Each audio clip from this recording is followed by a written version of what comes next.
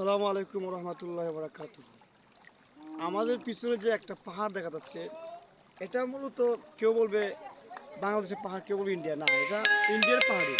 Phone দিলে যাবে। যাই হোক, আমরা তিনজন ছোটোবেলা থেকে আমরা লেখাপড়া করতেছি, কিন্তু সবাই ছিলাম মাদ্রাসা ছাত্র। কিন্তু পরিস্থিতির কারণে কেউ বিভিন্ন লাইনে চলে গেছে। উনি ডাক্তার, উনি অন্য লাইনে চলে গেছেন। উনি বর্তমানে পেশা জগতে ব্যবসায়ী, আমি আমার টিচার বর্তমানে। আর আজকে আমরা ঈদ উপলক্ষে আমরা বিভিন্ন আয়োজন জায়গা থাকি, দুজন বিবাহিত, কিন্তু আমি সিঙ্গেল। তারপরেও আমরা আজকে একত্রিত হয়েছি। আজকে একত্রিত হওয়ার পর রাত্রে পরামর্শ করলাম কীভাবে আমরা একটা কোনো জায়গা ঘুরানো জানি। ওখানে পরামর্শ লাখ পাঁচরা, কারণ এলাকার মানুষ সবাই আয়ার নীলাদ্রিতে মূলত কোনো কিচ্ছু নাই।